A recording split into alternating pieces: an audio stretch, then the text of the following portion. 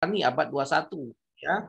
Kita menjalani abad 21. Seperti apa seharusnya pendidikan IPA yang harus kita jalankan ke depan. Ini sifatnya diskusi. Jadi Anda boleh nanti interupsi, boleh Anda nanti berpartisipasi dalam diskusi hari ini ya. Kita sama-sama saja. Sama-sama saja kita merumuskan dari topik yang sedang kita bicarakan ya. Karena sekarang itu yang paling keren itu adalah collaborative learning. Yang paling keren itu collaborative learning ya. Bukan lagi kalau dulu kan awal-awal apa yang Anda tahu itu learning itu. Padanan dari collaborative learning apa? Teacher center learning. Itu dulu-dulu katanya, dulu-dulu seperti itu. Ya biasalah kalau orang-orang itu kan selalu menyalahkan yang lalu tuh. Oh dulu seperti ini, sekarang gini, selalu begitu. Kurikulum dulu, kurikulum sekarang pasti yang dulu pasti dicari kelemahannya. Jadi dulu-dulu katanya teacher center learning. Zaman-zaman saya sekolah SD dulu, SMP. Nah, kemudian zaman-zaman Anda SD, SMP dulu itu mungkin sudah beralih ke CBSA. ya teacher CBSA. Catat buku sampai habis ya. Nah, CBSA catat buku sampai habis. Itu teacher itu juga teacher itu memang sudah student center learning ya. Memang betul-betul berpusat pada siswa. Siswa itu mencatat buku sampai habis ya. Nah, ya. Jadi setelah teacher center learning, maka muncul lagi student center learning. Jadi pembelajaran itu diarahkan kepada siswa yang lebih aktif dalam melakukan proses-proses inquiry ya, proses-proses menemukan, proses melatih dirinya ya dan seterusnya. Itu teacher center learning. Kemudian pada 5 tahun, 10 tahun, 5 tahun sekarang ini, yang 5 tahun terakhir ini, maka teacher center, student center learning tidak menjadi apa lagi ya. Sekarang itu lebih diharapkan pembelajaran kita bersifat collaborative learning, pembelajaran yang bersifat kolaboratif. Antara siapa? Antara siapa? Yang kolaboratif itu berkolaborasi antara siapa dengan siapa? Mahasiswa dengan dosen, dosen sama siswa sama mahasiswa. Nah, ini konteks ke sekolah ya, konteks ke pendidikan IPA di sekolah. Antara siswa dengan Guru.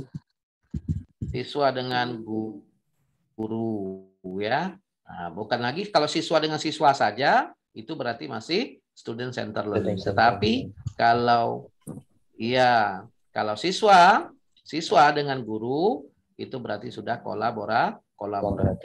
Jadi dalam pembelajaran kolaboratif, guru dengan siswa itu merupakan seolah-olah sebagai mitra, ya, merupakan seolah-olah sebagai mitra dalam mencapai suatu tujuan pembelajaran. Makanya kata-kata di dalam RPP, kata-katanya ya mengajak siswa, bersama-sama siswa, begitu kata-katanya di dalam RPP. Bersama siswa merumuskan tujuan yang ingin dicapai. Nah, itu tuh. Kalau sudah RPP-nya berbunyi seperti itu, berarti itu sudah merupakan salah satu ciri-ciri pembelajarannya bersifat kolaboratif. Seperti itu ya. Ya, mengajak siswa untuk mengamati, bersama siswa untuk membuat jadwal proyek yang ingin dilakukan. Ya, jadi bersama-sama ya.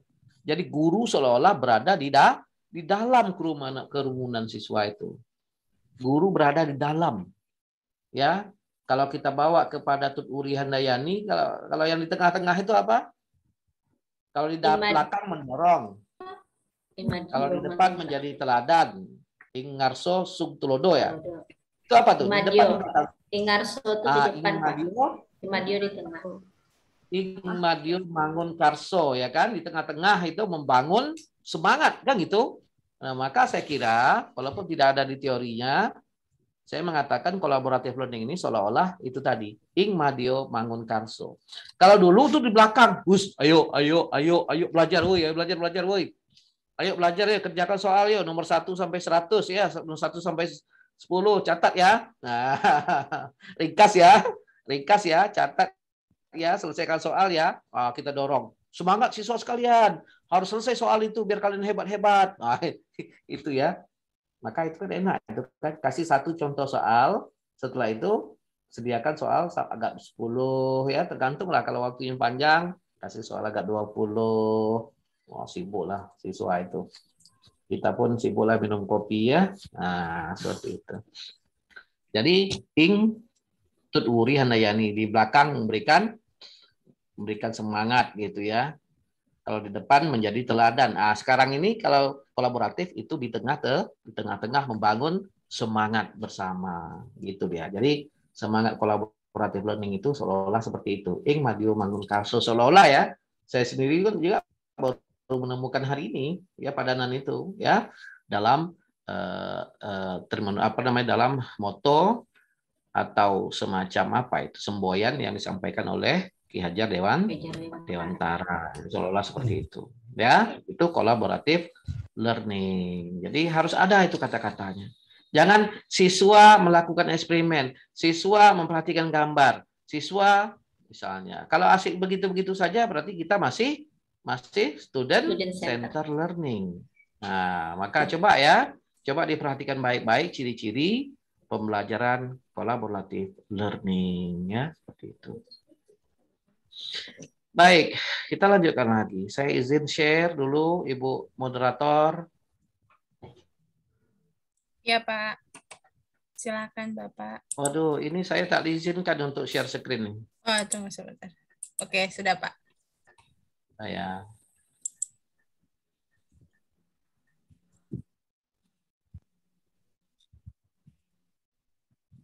Ya. Bapak dan Ibu, saudara-saudari, silakan nanti berpartisipasi ya. Diinterupsi saja kalau ada pertanyaan yang memang ingin ditanyakan ya. Baik.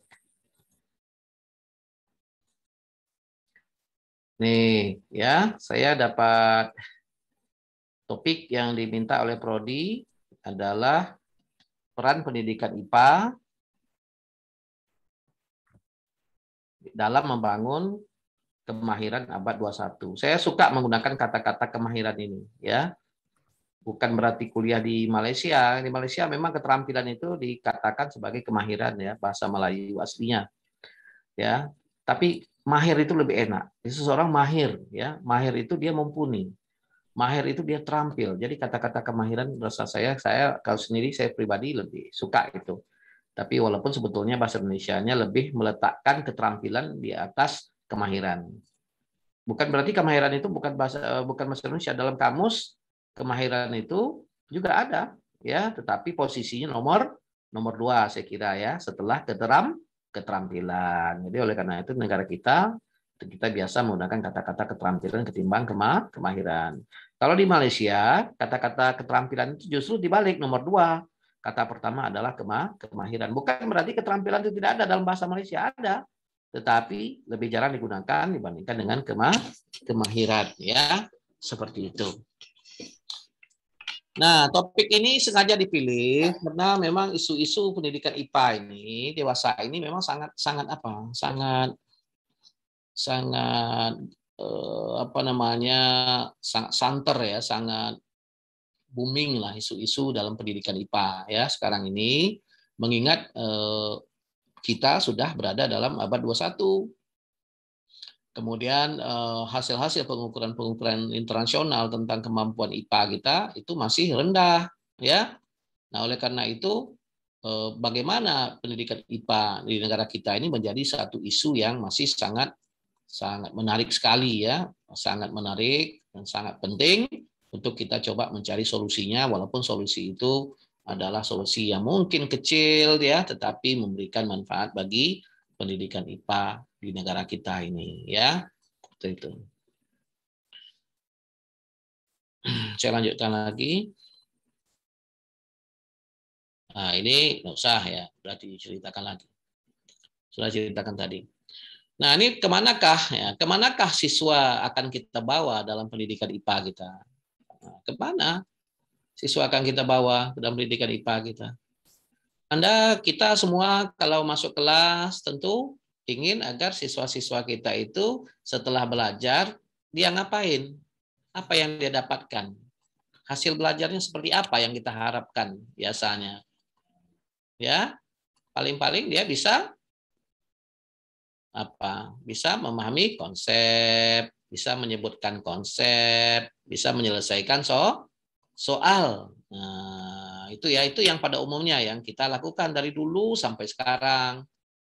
Ya, guru dosen juga sama. Ketika Leni Hartati ini masuk ke kelas saya nanti, maka saya harapkan dia paham dengan apa yang saya ajarkan. Kemudian dia bisa menjawab soal-soal yang saya berikan. Itu saya anggap Leni sudah berhasil. Nah, itu sebetulnya pola itu masih kita pertahankan dari dulu sampai sekarang. Padahal itu sebetulnya sudah ketinggalan zaman sesungguhnya ya. Sudah ketinggalan zaman ya. Hasil pembelajaran IPA itu sudah harus lebih kompleks dibandingkan dengan yang tadi itu ya. Dengan dibandingkan dengan menguasai konsep saja, lalu dia bisa menyelesaikan soal, siapa yang menyelesaikan soal lebih cepat, siapa yang bisa menyelesaikan soal-soal yang susah, itu dia dianggap hebat. Nah, itu tidak itu lagi ya. Kompetensi anak yang diharapkan setelah dia belajar IPA tidak itu lagi. Kenapa? Karena sudah kehidupan ini sudah semakin kompleks. Ya, anak-anak kita nanti akan pesaingnya tuh lebih berat lagi ya. Kalau kita masih bersaing dengan sesama kita ya di Indonesia, ya anak-anak kita yang kita ajarkan di sekolah sekarang atau beberapa tahun yang akan datang, mereka bersaingnya itu di dunia internasional ya, dengan pekerja-pekerja asing ya. Nah, oleh karena itu hasil belajar kita haruslah lebih kompleks lagi ya. Harus lebih kompleks lagi. Maka mau tak mau kita para pendidik IPA memang harus mengubah paradigma berpikir kita tentang hasil belajar ya, seperti itu. Ya, mari kita lihat. Siswa mau kita bawa kemana? Nah, ada lagunya kan Tika ini? Mau dibawa kemana? Ini kan ada lagunya. Iya, ada Pak. Nah, seperti apa itu Tika lagunya? Aduh, jangan Pak. Maksud saya ini. Iya ya, mau dibawa kemana siswa kita dalam belajar IPA ya? Nah, mari kita lihat. Apakah siswa kita akan dibawa hanya menghafal konsep saja, konsep IPA? Yang ada dalam buku itu dikuasainya dengan baik, ya. Ya, apakah itu? Ya, dia menghafal saja kerjaannya, ya. Memahami konsep saja kerjaannya. Atau dia menyelesaikan soal IPA? Dikasih soal-soal listrik. Dia bisa rangka listrik, dia bisa. Hebat anak saya ini. Apakah cukup itu saja? Ya, apakah yang seperti itu yang dikatakan siswa kita hebat dalam IPA? Siswa kita berhasil dalam IPA? Apakah seperti itu? Ya. Atau siswa kita yang memiliki literasi IPA? Nah, ini kata-kata literasi ini bagi mahasiswa S2 ini harus sudah terbiasa dengan literasi itu. Apa itu literasi? Nah, cari rujukan-rujukannya. Literasi sains. Nah, itu harus ya. Itu karena apa? Literasi itu merupakan sebuah variabel terikat, ya, sebuah variabel yang penting dalam pendidikan IPA. Maka cari dia literasi IPA. Ya, kata-kata literasi sains ini sendiri dipopulerkan oleh pengukuran PISA, oleh survei PISA, ya. Karena PISA 2018 dan seterusnya yang bawahnya itu selalu mengukur kemampuan sains siswa dalam bentuk literasi ya, literasi yaitu kemampuan siswa dalam menguasai konsep dan menggunakan konsepnya untuk dapat menjelaskan fenomena alam ya. Nah, seperti itu. Itu literasi IPA. Nanti Anda cari lagi teorinya seperti apa. Kemudian literasi ICT. Apakah siswa kita perlu celik juga perlu dia menguasai ICT? Nah, tentu saja iya, karena kita sekarang sedang berada dalam abad digital ya. Nah, dalam revolusi industri 4.0 di mana ICT itu sudah merupakan satu kebutuhan gitu ya, bukan sesuatu yang harus dipelajari, tetapi sudah merupakan satu kebutuhan. Jadi alat ya. Jadi alat ICT itu ya, bukan dia belajar lagi. Belajar komputer tidak itu, tetapi menggunakan aplikasi-aplikasi di dalam ICT itu untuk kepentingan Kalau dia belajar kepentingan belajar, kalau dalam ekonomi kepentingan ekonomi, dalam bisnis kepentingan bisnis dan seterusnya. Jadi kita seharusnya ICT ini pada tahap menggunakan ICT, bukan mempelajari ICT lagi. Ya. Nah, gitu. Jadi mahasiswa IPA tidak ada yang tak bisa PPT, buat PPT. Semua bisa buat PPT nih. Insya Allah, Pak. Hah? Salah bisa, Pak. Ya. Bisa, Pak. Nah, PPT-nya seperti apa dulu? Jangan-jangan PPT-nya PPT Tempo dulu, ya. Nah, tulisannya besar-besar, kemudian warnanya tidak menarik, kemudian banyak dekorasinya, gambar-gambar bunga, gambar apa, ya. Kan ada juga itu PPT yang begitu dibuat oleh mahasiswa. Ya, itu yang paling sederhana ya, guru harus bisa membuat PPT. Kalau lebih-lebih lagi PPT yang interaktif. Bisa juga PPT dibuat interaktif. Dari PPT bisa dibuat video, ya kan? PPT bisa dibuat video. Nah, gitu. Dan seterusnya, ya. Selain PPT apa lagi? Nah, membuat video itu sendiri. Buat video. Ya. Pak Joko sudah ada videonya, sudah punya YouTube. Sudah punya YouTube ya kemarin dalam kuliah ya. Kalau tak salah ya, sudah dipaksa Sudah, buat Pak. YouTube, ya. Sudah, Pak, tapi masih sederhana, Pak. Ya biar Namanya aja baru sederhana. belajar. Ya, ya paksa aja teman-teman kita yang nonton dulu. Subscribe ya, dapat aja 10 orang jadilah. Ya, semuanya. Ini semua mahasiswa baru harus buat punya channel YouTube-nya, punya official sendiri, ya. Punya, Karena Pak. di situ kreativitas kita harus diletakkan, ya. Gitu. Kalau orang itu kan kadang-kadang monyet saja di syutingnya, ramai orang nonton itu, ya. Gitu. Jadi kita ya di samping memberikan ilmu juga cari uang juga gitu ya. Ya, tapi harus ada etikanya juga ya, etika dari segi sopan santun, kemudian etika lagi bahwa itu tidak bohong. Ada juga yang bohong, Bapak lihat itu di YouTube itu, dia katanya buah-buahan bisa membuat sebuah lampu itu menyala terang sekali, lampu LED 10 watt itu kan terang tuh. Nah, jadi dia coba di videonya, jadi energi buah-buahan bisa menghasilkan menyala terang lampu ya. Artinya kalau malam ya buah-buahannya kalau tak salah entah jambu, entah jeruk lah dia buat itu. Jadi kalau bisa seterang itu hasilnya, maka tiap malam kita beli aja jeruk, habis itu kita makan kalau habis energinya. Ya kan? Dia sampaikan, memang dia nampak, oh ini rangkainya begini. Akhirnya kan anak-anak sekolah mahasiswa bertanya, oh ada buah yang seperti itu Pak? Tidak ada buah yang seperti itu. Buah durian saja yang harganya mahal, tidak bisa sampai lampu LED 10 watt itu bisa dinyalakan terang. Ya ternyata kemungkinan besar itu bohong gitu ya. Dia hanya mengutamakan konten saja. Ya. Nah, ternyata itu kemungkinan besar lampunya itu adalah lampu emergensi. Lampu emergensi ya. Nah, dia pura-pura ya kita pasang kata dia pada pitingnya seolah-olah ada kabelnya. Padahal piting lampu emergensi itu kan tak ada kabelnya. Lalu dipasang pitingnya langsung nyala kan gitu. Ada sangkutannya itu kan. Biasanya kalau kita beli lampu LED. Iya, ada Pak. Itu aja. Tapi kalau dikasih kabel-kabel kelihatannya oh iya ya ada kabelnya. Langsung ditancapkan ke apa. Padahal itu permainan kamera itu tidak boleh ya. Kita orang sains juga harus ada etikanya juga ya dalam membuat konten-konten itu ya. Ada lagi satu orang pendidik fisika juga membuat konten juga. Dia mengatakan bahwa air itu bisa dipompakan oleh mesin gravitasi.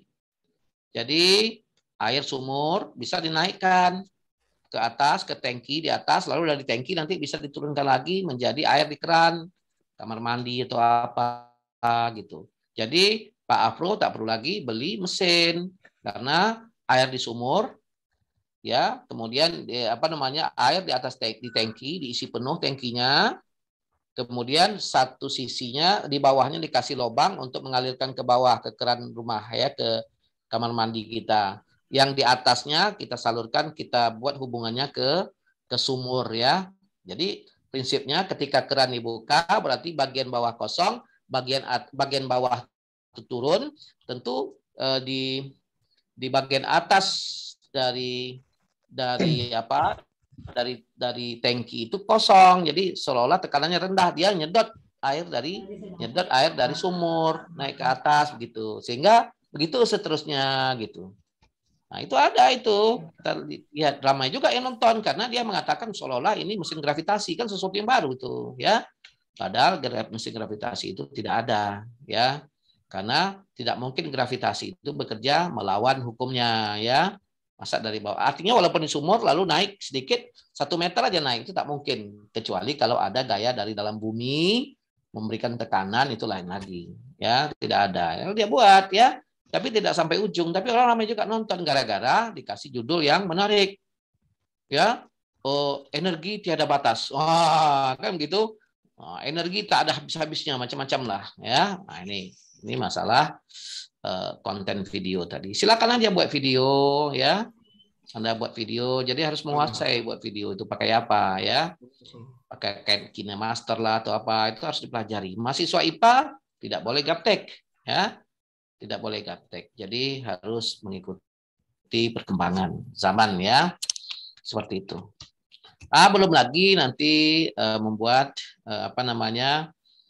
membuat web ya, membuat blog, membuat e-learning macam-macam ya, membuat animasi dan seterusnya ya. Itu memang untuk menjadi satu keterampilan yang harus kita miliki ya. Begitu juga dengan memanfaatkan berbagai macam program aplikasi yang ada di dunia maya seperti aplikasi eksperimen virtual, PET. Nah, itu juga harus dikuasai juga ya. Walaupun dalam proses pembelajarannya eksperimen virtual itu haruslah ada caranya ya. Tidak bisa anak-anak coba saja, tak bisa begitu. Ada proses-proses yang kita lakukan supaya siswa bisa memanfaatkan PET dengan baik.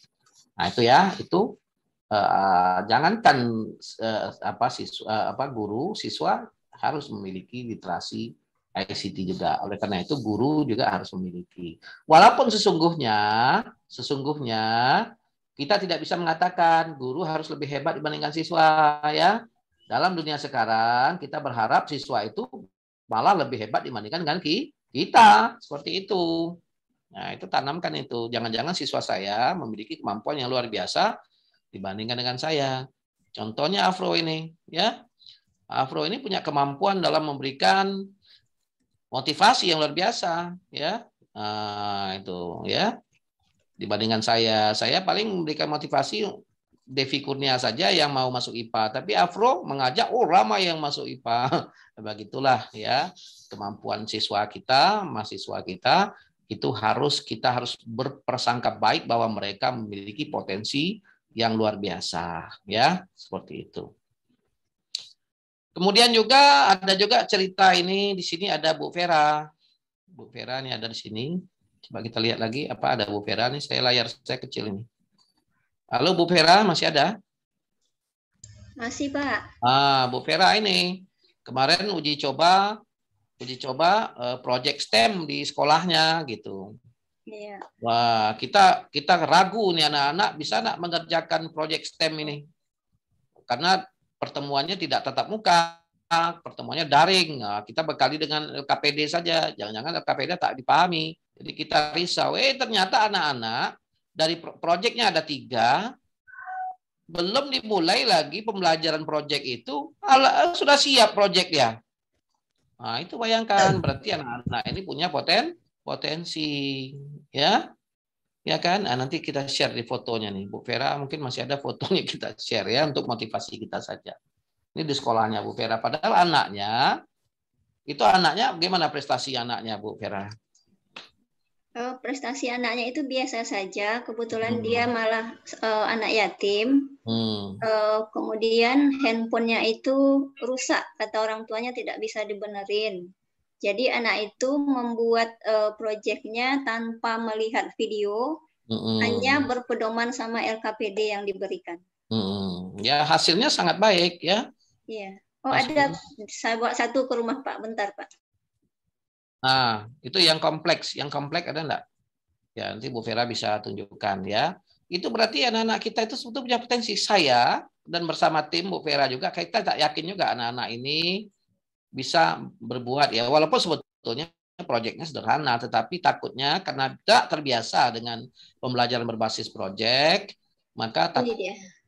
takutnya mereka tak bisa. Ini dia.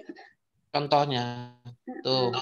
Nah, itu ya coba di bawah lagi. Nah, ini sebetulnya proyek sederhana untuk alat pengangkat kontainer di pelabuhan sungguhnya ya. Nah, modelnya dibuat seperti ini menggunakan stick saja, stick es krim nih yang Bu Vera ini. Kemudian ada beberapa katrol dipakai. Kemudian ada roda bergandar dari botol ini yang bisa diputar untuk mengangkat bebannya ya. Nah, itu dia. Jadi kompleks dia buat ini ya. Ya, jadi memang itu sepele aja Pak proyeknya Pak. Jangan kita bilang sepele. Itu proyek itu mengasah kemampuan anak untuk berpikir secara kreatif, kritis. Bahkan nanti anak yang Bu Vera ini bisa saja dia nanti dirangsang untuk coba buat proyek yang lebih canggih lagi, yang lebih baik lagi, yang berbeda dari yang ada di gambar, yang berbeda dari yang sudah ada. Seperti itu, ya. Nah, itu kita harapkan. Jadi pembelajaran kita itu tidak diarahkan lagi kepada hanya menyelesaikan soal-soal. Kita kalau dulu-dulu siapa yang mengerjakan soal-soal yang susah itu dia bisa, itu dia paling hebat, juara dia, kan begitu. Ya. Nah, tapi disuruh dihadapkan pada suatu masalah, dia tak bisa menyelesaikan masalah. Ya, ini kalau ini bagaimana caranya nih? Bagaimana cara ini? Dia tak bisa. Anak-anak yang pandai menyelesaikan soal itu tak bisa. Dihadapkan satu masalah, dia tak bisa menyelesaikan masalah sehari-hari itu. Dia hanya bisa menyelesaikan soal, diketahui, ditanya. Oh, itu dia. Serak-serak rumusnya dia bisa. Tapi di bawah dia menyelesaikan persoalan kehidupan sehari-hari, maka dia kebingungan. Nah, itulah apakah anak kita sudah berhasil kalau seperti itu? Nah, maka Bapak Ibu lah yang menjawabnya, ya. Nah, apakah kita masih bertahan dengan menyelesaikan soal, dengan menghafal rumus, sementara orang sudah berusaha belajar untuk menemukan teknologi, walaupun sederhana. Jadi kita tidak bisa lagi bertahan dengan cara-cara yang konvensional. Bukan saya mengatakan menyelesaikan soal tidak penting, ya. Cukup penting, ya. Itu membuktikan bahwa dia menguasai konsep atau tidak, ya. Tetapi tidak hanya itu, ya. Kemampuan berpikir kreatif harus kita bangun dalam pembelajaran IPA, ya. Seperti itu. Oleh karena itu supaya anak kreatif, bisakah dengan ceramah? Ya, Pak ya semua kalian kreatif ya. Nah, susah itu. Ya, berserak-serak liur kita tak akan ada itu tuh, ya. Ya kreatif siswa sekalian. Mau ya, tak bisa, ya. Kreatif itu kalau belajarnya berbuat, ada yang dilakukan seperti itu, ya. Sedikit lagi ini saya tampilkan, nanti boleh bertanya jawab, ya. Nah, jadi siswa mau dibawa kemana? Apakah berpikir kritis? Wah, ini. Jadi mulai dari literasi ICT, kemampuan berpikir kritis, kemudian kemampuan berpikir kreatif. Oleh karena itu, saya kemudian kemarin dibantu oleh Bu Vera karena bersedia menggunakan sekolahnya untuk uji coba riset proyek STEM. Nah, itu kita coba lihat kemampuan siswa dalam berpikir kreatif juga, ya. Apalagi komunikatif dan kolaborasi. Nah, inilah kira-kira kompleksitas dari hasil belajar yang akan kita capai. Ya, sikap juga di sini, ya. Ada sikap di sini, ya. Sikap tidak saya masukkan. Sikap itu pasti ada, ya, harus ada, ya. Harus ada. Tapi inilah dia kira-kira variabel-variabel yang menjadi perhatian kita dalam pembelajaran IPA. Yang pertama adalah penguasaan konsep, yang kedua adalah penerapan konsep dalam menyelesaikan soal, yang ketiga adalah literasi sains, yang keempat literasi ICT mendukung pembelajaran sains, yang kelima kemampuan berpikir kritis, yang keenam kemampuan berpikir kreatif, Yang berikutnya kemampuan berpikir komunikatif dan kolaboratif. Ada lagi sesungguhnya, ada lagi kemampuan saintifik ya, ada lagi keterampilan saintifik juga ya. Yang lupa saya di sini saya tampilkan juga ya. Kalau tidak nanti saya takut nanti Bu Ida Yanti yang ada di sini marah dengan saya. Pak, masa keterampilan saintifik seperti keterampilan proses itu tidak dimasukkan, tidak pentingnya ya. Kita masukkan keterampilan saintifik ya. Saintifik. Tuh. Ada lagi apa tadi? Sikap ya. Kalau kita di IPA, tanggung jawab kita sebetulnya sikap saintifik ya. Nah.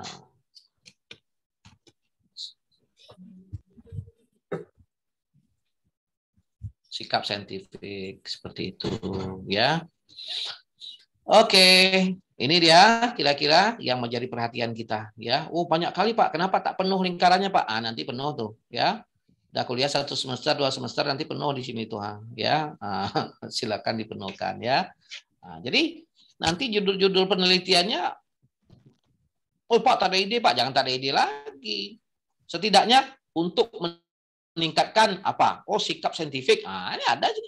Untuk meningkatkan Pak. Pokoknya pangkalnya besok lah pikirkan. Yang penting ujungnya untuk apa dulu?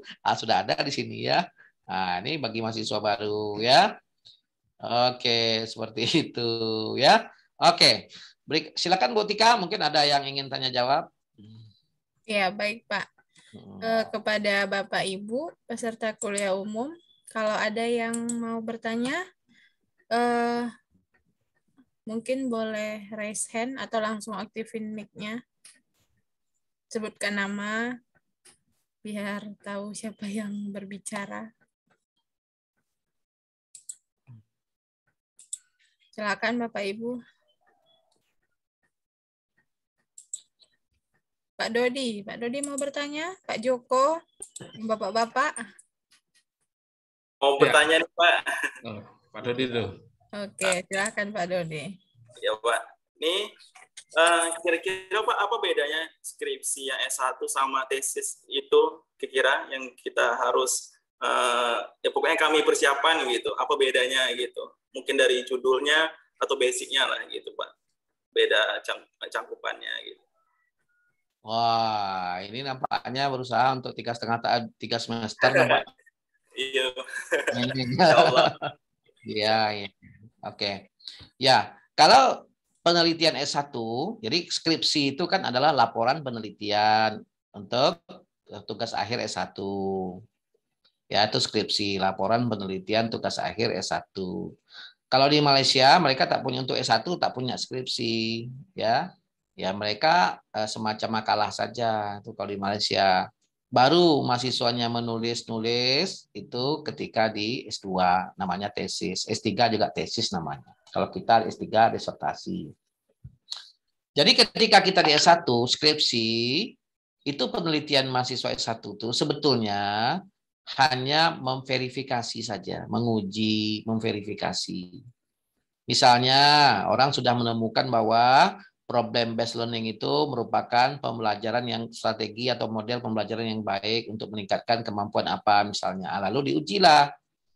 Afro misalnya penerapan problem based learning untuk meningkatkan kemampuan kognitif pada materi tentang cahaya misalnya. Itu dia sebetulnya memverifikasi saja teori-teori yang sudah ada, dan pada umumnya dia satu variabel ya. Pada umumnya satu variabel. Kalau S2 bukan memverifikasi, S2 sudah berusaha belajar menemukan, ya, belajar menemukan dan menguji apa yang ditemukan. Tapi masih dalam konteks belajar juga ya. Kalau S3 memang sudah menemukan satu konsep baru, satu pengetahuan baru, satu model yang baru. Tapi S2 sebetulnya belajar menemukan sesuatu yang baru ya. Nah, seperti itu. Oleh karena itu di S2 ini lebih banyak penelitiannya bersifat pengembangan. Nah, pengembangan yang tidak dibuat orang lalu kita buat, kemudian yang tidak ada lalu kita buat, kita adakan. Nah, itu lebih banyak segitu karena dia pengembangan. Karena mahasiswa S1 kita dalam pandemi tak bisa dia memverifikasi, menguji-nguji di sekolah, maka mereka juga penelitiannya pengembangan juga. Pengembangan juga. Nah, jadi S1 kita itu sebetulnya agak tinggi juga sudah kajiannya karena pengembangan, ya, pengembangan. Jadi kita juga begitu, ya, kita juga pengembangan. Tetapi yang kita kembangkan itu haruslah sesuatu yang memberikan manfaat. Ada manfaatnya. Ada dasar pengembangannya. Mengapa ya dikembangkan? Lalu ada manfaatnya. Lalu berdasarkan apa ya dikembangkan? Oh, teori ini, teori ini, teori ini. Nah, itu situ analisisnya menjadi lebih kompleks bagi mahasiswa S2. Ya. Latar belakangnya menjadi lebih kuat ya bagi mahasiswa S2, ya. Itu seperti itu. Lalu sesuatu yang dikembangkan itu diujikan. Ya, sehingga kita bisa merekomendasikan kepada orang bahwa apa yang kita buat itu bisa dimanfaatkan. Nah, itu dia, betul itu, seperti itu. Sudah penemuan lah, sudah ke arah penemuan. Pak, bolehkah kita menguji suatu model, itu boleh juga ya, tetapi variabelnya harus lebih banyak. Kalau di S1 dulu menerapkan ini untuk meningkatkan kemampuan kognitif saja. Oh, kalau sudah S2, kalau mau melakukan penelitian yang sifatnya eksperimen, maka variabelnya harus beberapa. Gitu ya. Mungkin peneliti aslinya problem based itu dia tidak melihat bagaimana sikap misalnya. Dia hanya melihat bagaimana kemampuan kognitif saja yang bagus. Sikap itu tidak ada keterangannya, dia tidak pernah. Kita teliti sikap, kita teliti kemampuan kognitif, kita teliti motivasi juga. Nah, nanti kita hubungkan ketiga-tiganya itu. Maka menjadilah tesis S2. Intinya itu, Pak Dodi ya. Tuh. Oke. Jelas dan lengkap sekali. Terima kasih, Bapak. Ada lagi Bapak Ibu yang mau bertanya? Ya, tanya Pak. Ya, silakan. Tentang yang Bapak tampilkan ini Pak. Dari awal kan Bapak menyampaikan tentang collaborative learning. Artinya guru sebagai mitra belajar siswa di kelas kan begitu. Teknisnya kira-kira seperti apa Pak? Teknis pelaksanaan di kelas itu sebagai mitra. Oh ya, kalau teknisnya kira-kira gini aja. Kalau Pak Joko sebagai mitra anak di kelas, Pak Joko harus memposisikan berada di tengah-tengah itu ya, berada di dalam, berada bersama-sama siswa untuk melakukan sesuatu. Kira-kira seperti apa kalau Pak Joko? Jadi gurunya misalnya. Misalnya untuk mengerjakan membuat periskop lah misalnya. Membuat periskop misalnya tuh. Apa yang dilakukan? Ya kalau seperti itu artinya kalau dalam melakukan percobaan itu kan guru ikut bersama siswa dalam membuat percobaan gitu kan. Ya, tidak usah juga kita larut juga ya. Kita pula yang sibuk melakukan percobaan ya. Ya makanya yang pertanyaan saya teknisnya kira-kira seperti apa? Itu ya, kalau percobaan oke lah Pak. Tetap siswa tetap melakukan perannya sebagai siswa, tetapi kita itu memposisikan diri sebagai mitra dari siswa dalam melakukan kegiatan ya. Contohnya, ayo nak kita pilih apa kira-kira alat dan bahan yang cocok. Ya, misalnya, ayo kita sama-sama kita pilih. Ayo, misalnya kita buka kit IPA, lalu diajak bersama-sama. Kira-kira ini perlu enggak? Nah, kira-kira ini perlu enggak? Jadi kita sifatnya tidak menyuruh ya, tidak menginstruksi. Nah, gitu ya Pak ya. Ayo siswa sekalian, sudah berarti alat-alat kita sudah cocok ya kayaknya semua ya. Nah, seperti itu ya. Gitu. Jadi kita seperti mitra. Bahkan kalau di Jepang itu katanya seorang anak SD dia duduk anak SD kan rendah itu, gurunya kan tinggi itu. Nah, ketika anaknya ingin bertanya, gurunya itu pun harus memposisikan sama tinggi dengan anaknya. Jadi gurunya jongkok ya, tegak di atas lututnya gurunya. Nah, begitulah. Jadi memposisikan diri, tidak top down gitu ya. Nah, seperti itu. Ya, asalkan yang langkah pertama Pak Joko adalah menggunakan kata-kata mari, ayo sama-sama ya, bagaimana kalau begini, bagaimana kalau ini diginikan. Itu kan sebetulnya adalah kata-kata yang seolah-olah kita bersama-sama dengan siswa. Tapi coba kalian, nah, coba kalian uji, coba kalian. Nah, itu kata-kata begitu dihindari, dikurangi ya. Nah, gitu Pak Joko ya. Coba diusahakan seperti itu nanti. Nanti juga tertuang di dalam RPP, dalam langkah-langkah RPP itu ada gitu ya. Mengajak siswa untuk memilih alat dan bahan yang sesuai. Nah, itu sudah kata-kata itu merupakan sebuah ciri-ciri kolaboratif learning ya. Seperti itu. Ayo siswa sekalian, mari kita lihat seperti apa sebetulnya beda GLB dengan GLBB. Ayo kita coba ke lapangan, ayo. Nah, jadi gurunya mencobakan bersama-sama siswa. Kalau bisa gurunya juga menjadi biar Bapak dulu. Nah, biar Bapak dulu. Coba Bapak bergerak nih. Coba lihat ya dari mana ke mana Bapak pindah nih. Oh ya, itu nama berpindah. Begitu. Ya, tapi tidak kita main instruksi. Coba Markonah, coba jalan Markonah di sana ke sana ke sana. Coba Markonah ini lagi. Nah, itu kita kurangi gitu ya. Bisa dipahami ya? Itu ya. Jadi kita memposisikan berada di dalam kerumunan anak. Ya. Ya, gitu. Tapi jangan pula lah sampai siswa tuh megang-megang pundak kita pula, mokok-mokok, ya Bapak nih, apa nih. Nah, itu jangan pula sampai begitu ya. Itu lain lagi. Tidak ya, tetap kita posisi kita dihormati, tetapi dalam bekerja itu kita bersama-sama dengan anak. Ya, sama juga dengan gotong royong Bapak dan Ibu. Ayo gotong royong nak, turun ke parit semua turun ke parit. Itu di kampung misalnya kan. Nah, jangan begitu, bisa sama-sama kita turun ke parit, sama-sama ke parit. Ayo kita buang sama-sama. Itu dia, ya. Itu. Seperti itulah kira-kira ya. Nah, jadi harapannya itu supaya anak-anak itu memiliki semangat yang lebih tinggi untuk maju karena ada gurunya bersama-sama dia. Ya, guru-gurunya bersama dia. Ya. Mereka akan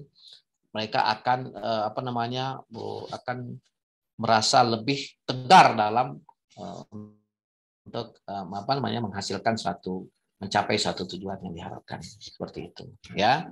Jadi mereka tidak takut salah ya kan. Coba kalau dulu gurunya di depan pakai bawa penggaris saja, wah itu kita ketakutan ya. Nah, tapi ini bersama-sama, guru bersama-sama dengan kita ya. Nah, seperti itu. Oke, untuk sementara seperti itu dulu yang saya pahami. Kalau ada teori lain boleh juga, tidak ada masalah ya. Yang saya sampaikan ini sifatnya adalah tentatif saja ya, pendapat saja ya. Nah, nanti mungkin ada pendapat-pendapat lain yang lebih baik, silakan dicerna. Oke, ada lagi? Kalau tidak ada saya lanjut. Ya, terima kasih Pak. Silakan dilanjutkan. Nah, tapi sebelum saya lanjut, saya izin 2 menit. Baik Pak.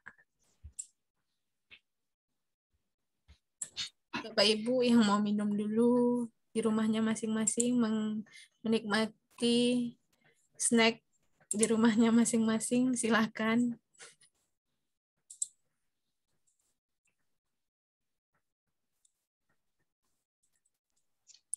Kirain disediain 3. Assalamualaikum Bu Yeni. Ya Pak Joko. Besok kan kita udah mulai kuliah nih Bu. Ya. Untuk masuk ke join classroom-nya gimana Bu? Oh nanti ketua kelas. Oh belum ada ketua kelas ya, karena tikanya ada semester 3 ya. Iya. Pak Joko lah. Pak Joko kan semester 2 nih. Ya. Beriska aja lah, yang muda. Enggak, Pak Joko. Bapak-bapak satu masa ibu-ibu ramai, bapak-bapak lah ya. Pak Joko hubungi dosen dari nanti malam, udah Bapak hubungi. Nomornya kan udah punya tuh, minta sama Tika tuh lengkap itu. Oh iya. Ya. Saya langsung tunjuk Pak Joko nih. Janganlah Bu kalau bisa. Bapak, kemahiran abad 21 itu juga salah satu yang diperlukan itu bagaimana kita mengorganisasikan orang lain, memimpin satu kelompok, itu satu kemahiran. Nah, itu dia latih dari sekarang. Ayo semangat Pak Joko, semangat. Semangat belajar sama Tika. Jadi untuk kuliah umum semester depan, berarti Pak Joko lagi yang jadi moderator. Siap-siap. Oke. Siap-siap Pak Joko. Bapaknya sudah datang, silakan. Oke, silakan Bapak. Ya, saya lanjutkan ya. Baik, berikutnya. Oke. Jadi, mengapa hasil belajar ini begitu kompleksnya? Begitu kompleks, ya. Tapi begini, kalau semua ini harus ditulis dalam RPP, sakit kepala kita menulis ini. Ya, yang pertama niat ajalah dulu. Ya, pembelajaran kita akan menghasilkan yang seperti ini. Sebab nanti secara tak langsung hal-hal yang seperti ini akan apa? Akan muncul dengan sendirinya dalam proses pembelajaran kita sesungguhnya. Ya, kadang-kadang kita tulis pun kalau tak kita laksanakan juga, ya. Tapi yang sebaiknya kan dituliskan nanti lalu kita laksanakan. Ya, tapi begitu banyaknya Pak. Dia akan bisa sambil apa saja. Terpadu saja nanti, utuh saja nanti kalau memang pembelajaran yang kita rancang itu lebih baik ya. Baik. Itu akan bisa. Jadi anak-anak IPA, mahasiswa IPA membuat perangkat pembelajaran nanti harus memperhatikan hal-hal yang seperti ini, include di dalam modul, RPP dan sebagainya, hal-hal yang seperti ini. Ya, mudah-mudahan nanti dalam pelaksanaannya bisa kita laksanakan dengan baik. Baik. Nah, mengapa hasil belajar ini harus demikian kompleksnya? Karena memang kita sekarang sedang berada dalam abad 21. Abad 21 ini kan ciri-cirinya Bapak dan Ibu. Yang pertama apa? Eranya sudah global ya, sudah global, tidak ada lagi batas-batas negara dalam hal-hal tertentu. Ya, kita belanja misalnya online misalnya. Saya kemarin beli alat ukur alat voltmeter kecil gitu. Ternyata dari Cina, ya. Jadi saya berdagang ke Cina gitu, ya. Oh, yang ini ke sini, yang ini ke situ. Jadi memang tidak ada batas-batas lagi ya, dalam era globalisasi, ya. Nah, oleh karena itu kemudian segalanya serba digital misalnya, ya. Orang sudah mempunyai perubahan pola hidup ya yang katakanlah sekarang itu terkenal dengan pola hidup society berapa? Kalian tahu? Society 5.0 ya. Society 5.0. Jadi pola hidup 5.0. Ya, maka oleh karena itu dalam dunia pekerjaan pun tentu akan mengalami perubahan-perubahan. Ya, dalam dunia kerja pun mengalami perubahan-perubahan. Termasuk guru juga. Kita tidak bisa mempertahankan kompetensi-kompetensi seperti guru dulu, ya. Kita harus menghasilkan guru yang memiliki kompetensi yang sesuai dengan perubahan zaman ini, ya. Nah, oleh karena itu Anda semua itu haruslah melek atau memiliki literasi ICT dan seterusnya. Nah, 10 tahun 20 tahun lagi entah apa yang terjadi lagi, ya. Nah, oleh karena itu kita memang harus betul-betul peka terhadap perubahan. Kalau tidak, memang kita akan ketinggalan. Nah, oleh karena itulah untuk membekali anak-anak kita supaya dia bisa bersaing dalam dunia kerja abad 21. Ya Pak, kan dia masih SMP, Pak. Masa dia sudah kerja? Iya SMP. Kita mulai dari SMP, SMA. Nanti setelah itu kan dia jadi tenaga kerja. Dalam waktu 10 tahun lagi sudah bekerja. Ya, maka kalau dia tidak memiliki kemampuan-kemampuan abad 21, maka anak-anak kita ini hanya menjadi apa? Jadi penonton saja. Jadi penonton. Kalau menjadi penonton, maka menjadi beban bagi negara. Karena tidak menghasilkan, ya, tidak produktif gitu, ya. Syukur-syukur kalau dia diam saja. Kalau dia mengganggu-ganggu pula, kan begitu. Apalagi negara kita kan dalam waktu 10 tahun belakangan ini, negara kita ini kan sekarang sedang kaya-kayanya dengan usia produktif. Sedang kaya-kayanya warga negara yang berusia produktif. Itu kalau digambarkan grafiknya, agak gemuk grafiknya seperti itu pada usia produktif. Ya, usia produktif itu usia kira-kira ya 20-an tahun sampai katakanlah 40 tahun, 50 tahun itu usia yang produktif. Sangat banyak jumlahnya. Nah, kalau ini tidak ada pekerjaan, tidak bisa bekerja dalam tidak bisa bekerja, maka akan menimbulkan beban bagi negara kita. Gitu. Itulah ya. Oleh karena itu, kemampuan abad 21 seperti kreativitas, kritis itu sangat diperlukan, gitu ya. Kreativitas sangat diperlukan. Nah, itulah gunanya. Maka pembelajaran kita diarahkan pada pembelajaran yang menghasilkan generasi yang kreatif. Walaupun kita mulai dari hal-hal yang sederhana. Ini seperti ini. Coba perhatikan.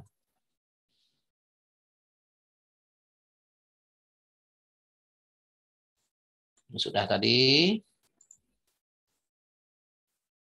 Nah, ini apa saja keterampilan abad 21 itu, atau kemahiran abad 21 itu. Ini kita lihat. Ada yang namanya keterampilan dalam belajar ya. Nah, keterampilan dalam belajar. Learning skills ya. Apa itu? Wah, critical thinking, kemampuan berpikir kritis. Apalagi? Kemampuan berpikir kreatif. Ini simbolnya, lihat ini. Apa simbolnya nih? Lampu. Kalau critical thinking simbolnya otak nih, dalam otak ini ada semacam kincir-kincir ya. Makanya kalau di Taluk Kuantan itu orang kalau tak berpikir tak jalan kincir-kincirnya. Nah, gitu dia. Ya, maka jadi kalau tak jalan kincir-kincir, jadi harus jalan kincir-kincir kita itu. Ya. Seperti itu. Jadi kalau kreativitas dia punya ide, senantiasa punya ide. Ya, punya ide. Wah, sekarang ini kayaknya bunga keladi dah tak musim lagi nih. Nah, misalnya. Apa ide ya? Nah, apa ide? Misalnya bunga apa ya bisa dikembangkan? Kan begitu ya. Jadi senantiasa punya ide. Kalau dia tukang masak, kayaknya ini nasi goreng model gini, ini enggak bisa lagi dipertahankan nih. Lalu harus ada inovasi ya. Kasihlah nasi goreng, dicampurlah nasi goreng itu dengan durian. Nah, nasi goreng durian. Nah, misalnya seperti itu. Itu kreatif. Tetapi kreatif itu jangan sembarang campur-campur aja, nanti mabuk makan ya. Nah, itu perlu didapatkan kreativitas ya. Kayaknya nih pembelajaran ini bosan nih siswa nih, kita harus ubah sedikit ini biar senang dia. Dari dalam kelas kita bawa keluar kelas nih, kayaknya lebih asik keluar kelas. Nah, itu inovasi.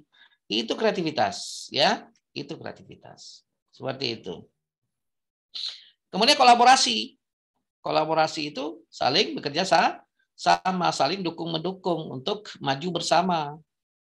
Kemudian komunikasi. Komunikasi itu bisa menyampaikan ide dengan baik, ya, menghargai ide orang lain, ya, menyampaikan sesuatu dengan santun baik secara tertulis maupun secara lisan, itu sangat penting. Ini Pak Abdul Hamid ini prestasi akademiknya sedang-sedang saja. Ya, tapi dia memiliki kemampuan berkomunikasi yang baik sehingga jadi ketua presiden Presiden BEM Unri. Bayangkan itu. Pak Abdul Hamid ya. Nah, karena kemampuan berkomunikasi yang baik ya. Ke depan itu dalam abad 21 ini sangat dibutuhkan kemampuan berkomunikasi. Ya, jadi kita tak bisa diam saja, enggak bisa. Kadang juga ada orang yang terlalu banyak celoteh, dia ngomong-ngomong aja tapi tak tampil juga, sakit telinga kita mendengarnya. Ada juga ya, itu juga tidak komunikatif. Jadi komunikatif ya. Nah, ini perlu saudara-saudara sekalian kemampuan-kemampuan seperti ini. Kolaborasi ini sangat penting nih. Komunikasi sangat penting. Katakanlah kritikal ini menghasilkan sesuatu, berpikir sesuatu, kreativitas menghasilkan sesuatu, tapi kalau sesuatu itu ya tidak dikolaborasikan dengan orang lain, tidak dikomunikasikan, maka sesuatu itu menjadi tidak berguna. Betul enggak? Hebat sendirilah Pak Ibu Tika ini dalam membuat katakanlah kue-kue misalnya, buat kue. Dia hebat, betul, hebat aja, tapi dia kemampuan berkolaborasi dengan orang. Tidak punya networking, tak punya networking. Ibunya, Pak. Nah, iyalah itu kan contoh, ya. Contoh, tak punya networking. Akhirnya apa? Produk dia itu tidak bisa dipasarkan. Kemudian komunikasinya tak bagus. Komunikasi tak bagus itu iklannya jelek sekali. Ya, jelek sekali. Tidak ada bikin video untuk iklan, videonya tak bagus misalnya. Itu termasuk kemampuan komunikasi yang tak baik ya. Akhirnya apa? Apa yang dibuat itu menjadi tidak bermanfaat, kurang manfaatnya. Walaupun kita kreatif gitu. Ya misalnya dalam dunia kedokteran misalnya. Katakanlah di sebuah rumah sakit ditemukan suatu penyakit yang aneh misalnya. Ada bisul yang aneh apa? Bisul di mana? Bisul di telinga, di daun telinga misalnya. Nah, itu dia. Aneh penyakitnya. Misalnya ya, ini misal ya. Jangan Pak Dokter nanti ada yang nonton sini marah dia. Misal. Lalu kebingungan, ini mau diapa nih kita operasi? Khawatir pula karena di situ banyak syarat misalnya. Bagaimana ini? Akhirnya dibiarkan saja, terus kasih obat-obat atau dioperasi, kebingungan. Coba kita punya networking di dunia ini. Karena sekarang kan networking sangat mudah kan? Sangat mudah di mana-mana. Di Inggris, di Amerika, segala macam kita punya networking, punya kolaborasi yang baik dengan dokter-dokter di sana. Lalu ditanya saja, karena di dalam forum, sampaikan kalau begini, apa kira-kira saudara-saudara, teman-teman sudah punya enggak cara pengobati yang seperti ini? Ternyata ada saja, kami kemarin ada 2 kasus, kata orang Jepang. Kami kemarin ada 1 kasus, maka kami lakukan ini. Thank you very much, misalnya. Perlu kemampuan berkomunikasi. Di situ kan. Jadi oleh karena itu akan sukses ya. Makanya kadang-kadang kita lihat rumah sakit ya di Malaysia itu menangani suatu penyakit itu langsung tuntas-tuntas saja gitu ya. Walaupun tidak semua, tapi orang mengatakan seperti itu ya. Ya mungkin saja mereka punya networking yang baik ya, seperti itu.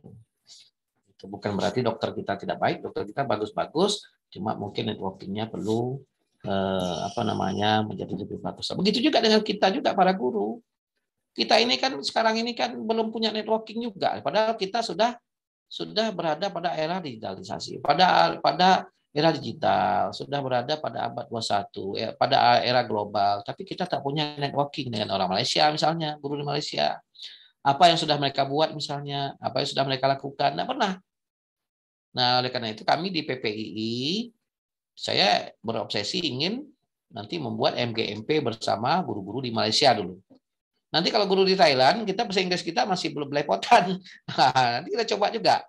Ya, kita coba juga. Tika ini kan juga anggota PPI, Bu Vera dan lain-lain, Bu Ida, ya, senior-senior angkatan 2000 berapa ini, 2020, ini anggota PPI semua. Nanti kita coba, kita ber-MGMP dengan guru-guru di Malaysia. Oh, seperti itu ya.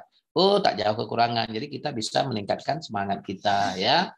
Nah, saling nanti kita setelah dari Malaysia nanti kita bawa pula orang Thailand. Oh, Thailand itu susah Pak bahasanya, mereka bahasa Inggris. Nah, kita pakai Thailand itu ada Thailand Selatan. Thailand Selatan itu bahasa Melayu juga dia. Nah, mungkin Brunei kita coba ya.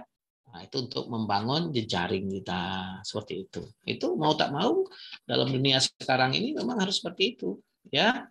Nah, gitu. Kemudian literasi tadi sudah kita bicarakan, literasi informasi, media, teknologi. Kemudian juga ada life skill. Nampak pula tulisan life skill-nya apa? Fleksibel orangnya. Jadi life skill ini adalah keterampilan hidup, keterampilan seseorang dalam kehidupannya, dia harus fleksibel orangnya, jangan kaku-kaku, ya.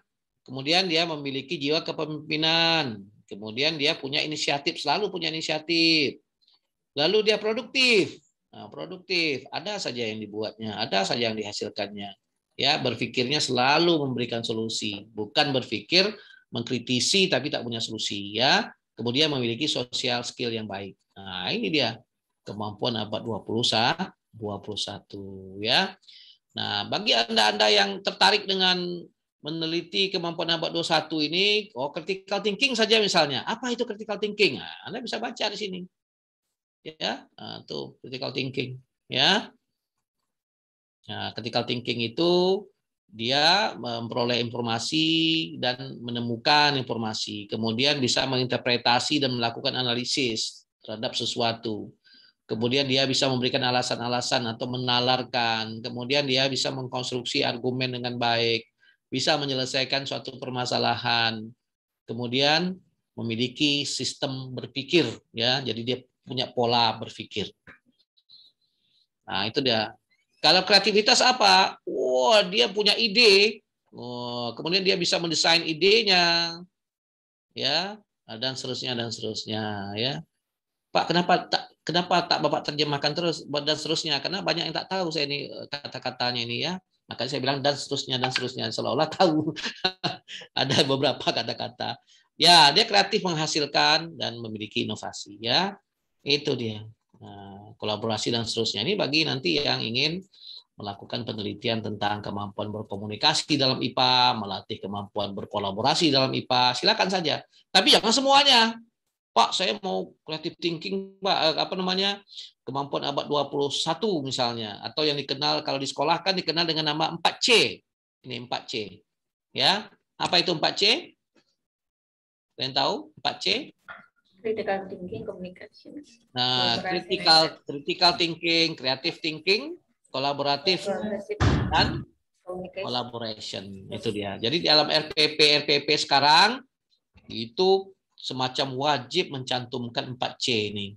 Walaupun berdasarkan survei-survei yang kami lakukan kecil-kecilan, banyak di antara kita membuat saja 4C itu tapi tak mengerti apa yang 4C itu. Banyak yang begitu tuh. Ya. Nah, seperti itu. Ya, dalam RPP di sekolah itu 4C-nya, 4C. Ya, tapi itu perlu kita pikirkan lagi. Benarkah 4C yang dimaksud di situ sudah sesuai atau belum? Itu juga bisa menjadi perhatian kita. Ya, bisa kita perbaiki. Dan dari informasi dengan kepala sekolah, pernah diskusi juga dengan kepala sekolah, ya memang di RPP dibuatkan 4C, tetapi kebanyakan nggak ngerti juga seperti apa 4C itu sendiri. Ya, itu banyak seperti itu. Oke. Sampai di sini ada yang ingin bertanya? Silakan saja. Ya, Bapak Ibu. Izin bertanya, Pak. Ya, silakan Bu Mira. Pada saat pembelajaran di kelas, itu biasanya kita memberikan kesempatan kepada siswa, ayo siapa yang mau bertanya. Nah, di situ biasanya siswa itu disuruh bertanya aja susah. Nah, itu bagaimana cara kita sebagai seorang guru untuk meningkatkan keterampilan berpikir kritisnya gitu, ya, betul. Supaya mau bertanya. Betul. Salah satu kemampuan berpikir kritis itu bisalah dia menanya gitu ya. Atau dalam pendekatan saintifik menanya itu merupakan suatu hal yang semacam wajib. Jadi kalau karena tak ada siswa bertanya-tanya, maka kita yang bertanya jadinya kayak gitu. Padahal sesungguhnya dalam pendekatan saintifik itu kita harapkan siswa yang bertanya ya.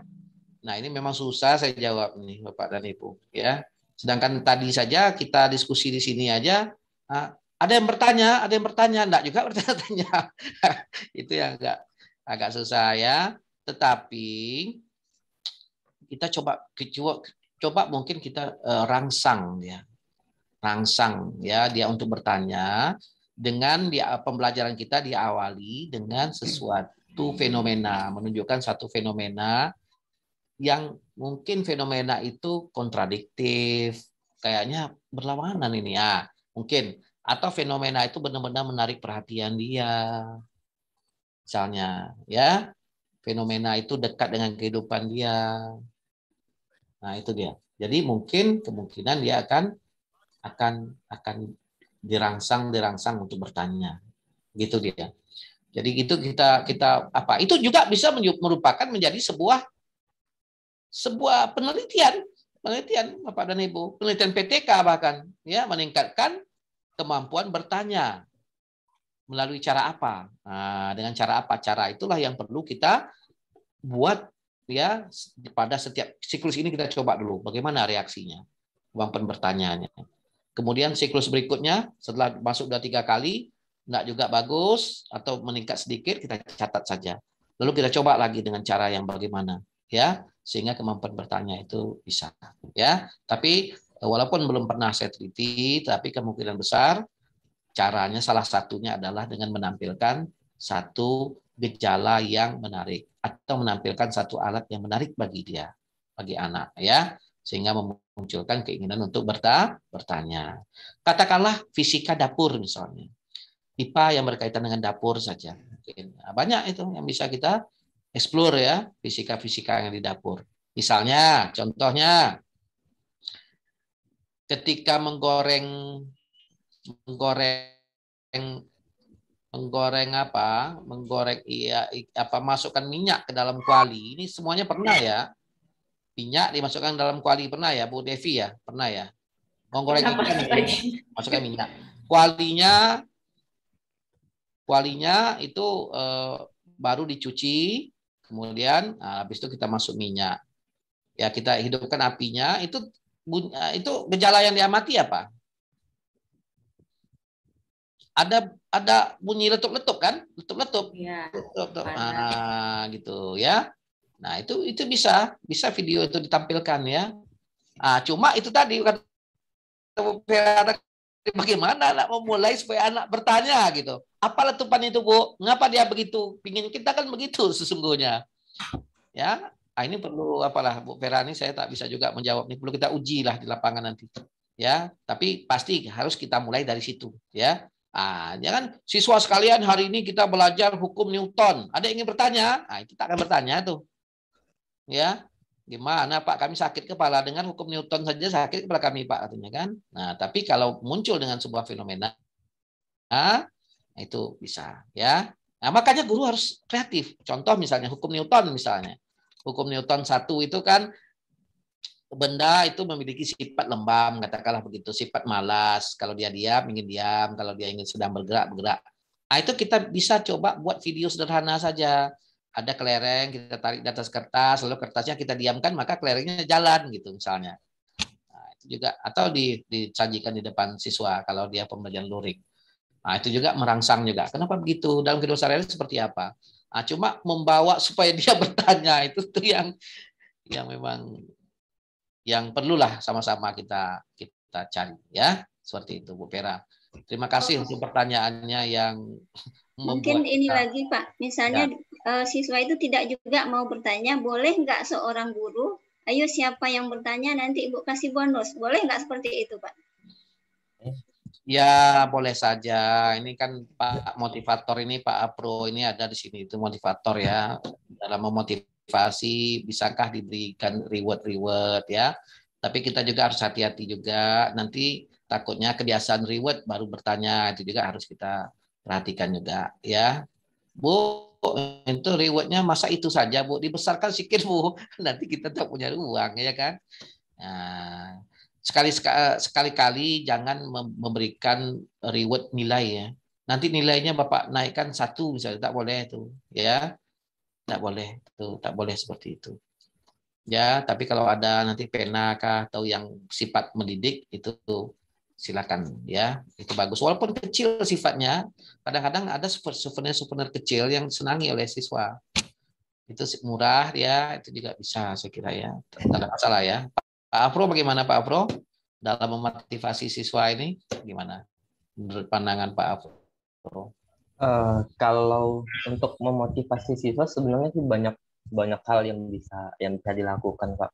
Karena dalam hal memotivasi itu kan yang perlu kita inginkan dulu adalah bagaimana siswa itu, kalau dalam dunia motivasi ya Pak, bagaimana orang itu yang pertama adalah tergerak dulu.